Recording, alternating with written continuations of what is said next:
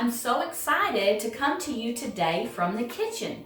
I love doing the DIY, but I also love being in the kitchen and cooking and making the house smell really good and making Kyle hungry. Oh, well, that's all the time, but just kidding. Actually, what I'm going to do today is I am going to be working on Christmas treats. Yes, Christmas treats, and here it is after Christmas. I know most of you have probably already celebrated Christmas with your families and had your snacks and your Christmas dinner, but we haven't. Because of COVID, we didn't get to go home for Christmas. So we had to wait till the coast was clear, and it is. Everybody is doing well and fully recovered and out of quarantine. So now we are getting ready to go to West Tennessee. So today I'm going to be working on some of the snacks that we eat at our family gathering. Let's see, I'm going to be making cheese Krispies, which are kind of like a Cheez-It cracker if you've ever had one of those. They're really, really good. Kind of have to be careful with the cayenne in it because if you have kids eating it, sometimes it can get a little spicy. But these are just snacks that we usually have around as we're playing games, just hanging out together. And also this year, our Christmas Eve, we're gonna have fondue. And I'm really looking forward to that. Who does not love melted chocolate and melted cheese? Not together, of course, but oh my goodness, fondue, that is so good. And then Christmas Day, we're just gonna have our regular ham and dressing and, you know, sweet potato casserole, all that kind of stuff for our lunch. So anyways, even more than all the food and the presents and all that, we're just looking forward to going back home and being with our family for a little bit and celebrating once again, just continuing to celebrate the birth of our Savior. So we are ready, except for the food, but I'm gonna get ready to do that right now. Okay, now, y'all, I'm looking at my phone here because this recipe is not mine. This recipe is actually my mom's. This was one of my favorite, or one of Gary, my stepdad's favorite things at Christmas time. So this is her recipe, so I'm gonna follow it, and we're gonna start out with 2 sticks of butter, and it needs to be softened. So you can, if you forget like I did, you know, just put it in a bowl, stick it in the microwave, or put it on the stove if you don't like the microwave.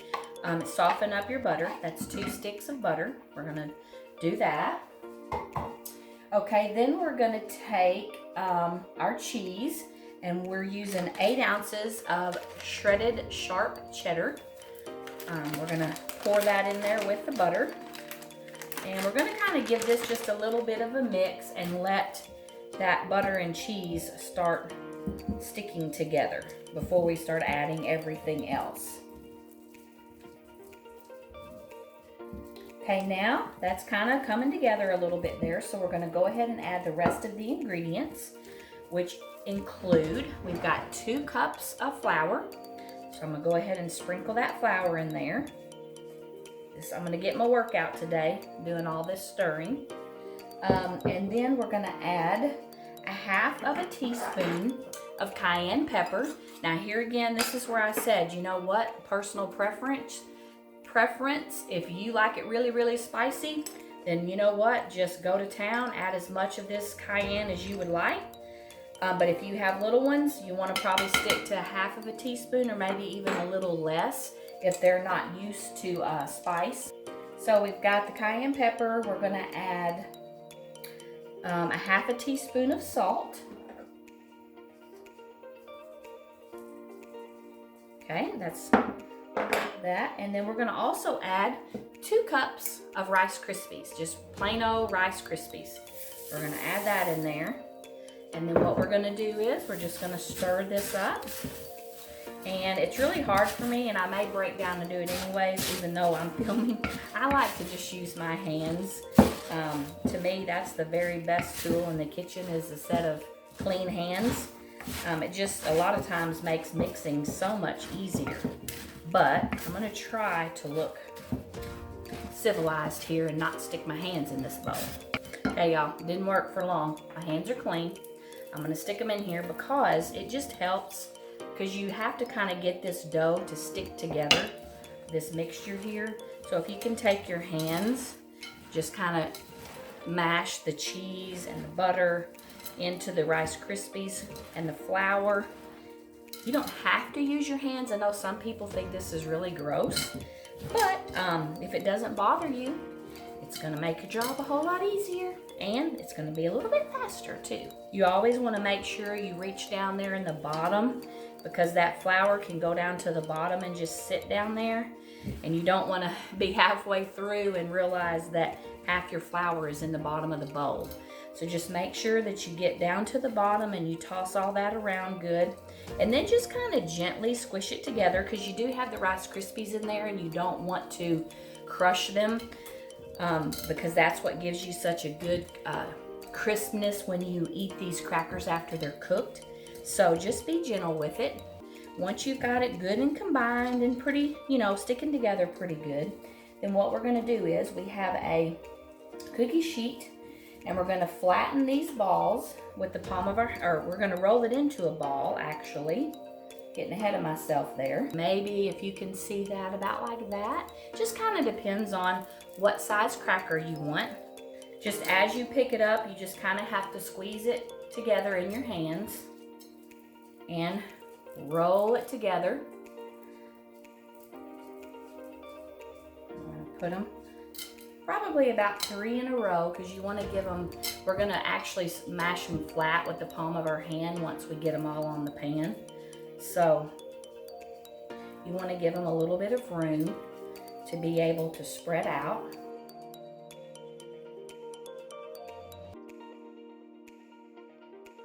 It's so funny because the commercial Rice Krispies Snap, Crackle, Pop, which I guess that's telling my age. I don't think they say that now, or they haven't for a long time. But anyways, that was a really cool commercial, and I can hear it doing that right now. Every now and then you can hear the Rice Krispies kind of popping.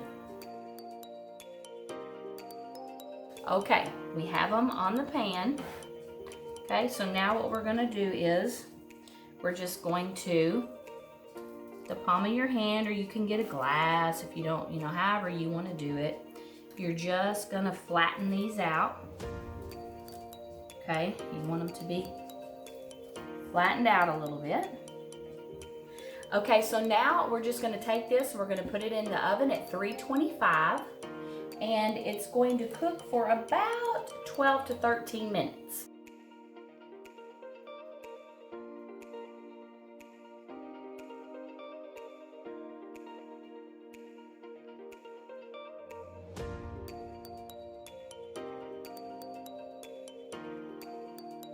Hey everybody, okay, I'm back. We got finished with the cheese crisps, or Krispies, however you want to say it, and they turned out fantastic. Actually, let me show you a close-up of them. Yeah, you can see that. Ooh, I wish you could smell them. So now I'm going to move on to what we call brush piles. And actually, I've gotten stuff prepared so it wouldn't take so long to show y'all. But we're going to move on to that. And before we do, though, I actually wanted to ask you to be sure and like and subscribe to my YouTube channel. That would really help me out a lot. And also, you can subscribe to my blog at familyofflair.net. And another thing is, be sure when you subscribe to the YouTube channel that you click that bell. Then that way, every time I have a new video that come out, you will be notified about it. So once again, that would just really help me out a lot. I would appreciate it. Okay, so now let's go on to the brush piles. Okay, I already have a lot of stuff done ahead of time just to make it quicker. I already have 2 cups of butter in my pan. You want a good, thick, heavy saucepan for this. And normally you would just do 1 cup of butter, 1 cup of pecans, and 1 box of graham crackers, but I'm doubling this recipe. So I've got my 2 cups of butter in my pan, and you're gonna add 2 cups of brown sugar. And also, for those of you who might not know this, anytime you're using brown sugar, you always pack it. Whatever the measurement is, a cup, a half a cup, you're gonna pack it really good and tight in there. Don't just throw it in loosely like you would flour. Pack it in there.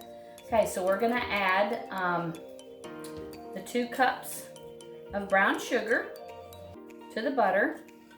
And then what we're going to do is we're going to put this on the stove. We're going to bring it to a boil, and we're going to let it boil for 3 minutes. After it boils for 3 minutes, we're going to stir in our pecans. Okay, so I have this on the stove, and we're going to just stir this up really good.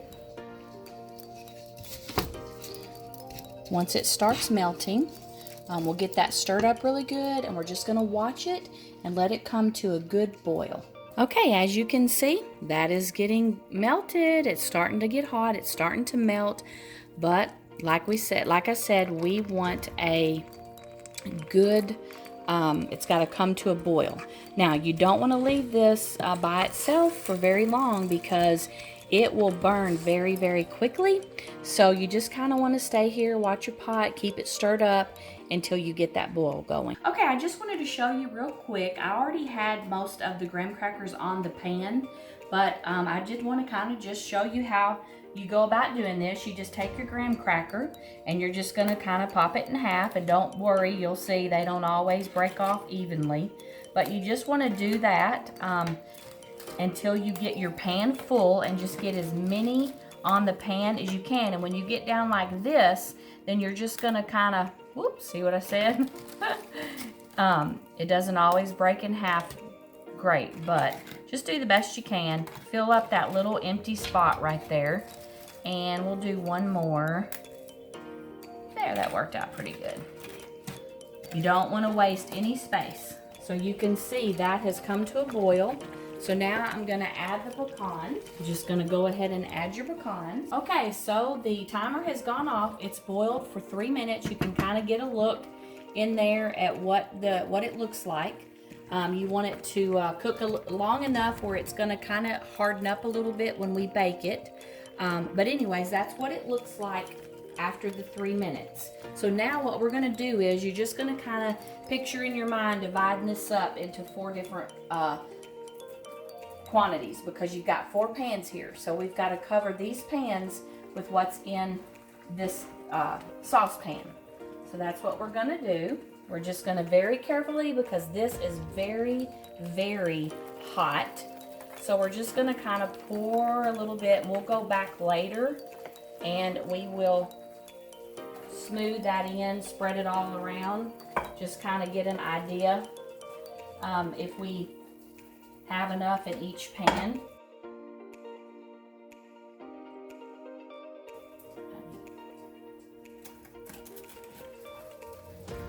Okay, I just wanted to show you, go over just a little bit where you can see. Don't panic. You know how all this is just kind of looks like it's right here. Spread it out as good as you can, and some of it like this, you can even pick it up, a little bit of this juice, and just place it where you need it. But you have to remember that all this goodness is going to be down underneath too. Once this gets hot, it's going to just melt. And so even if it doesn't look like it's covered completely on the top, it's going to get it on the bottom. So I just kind of wanted to go over that with you and let you see the process here of just kind of spreading this around, making sure, you know, you have a little bit. You want a little bit on each one of them. Like I said, even if you have to pick some of it up like that and kind of move it around. Get finished, put it in the oven, and it's going to cook for about 10 to 15 minutes. Just be sure, I would check it at 10 minutes because everybody's oven is different.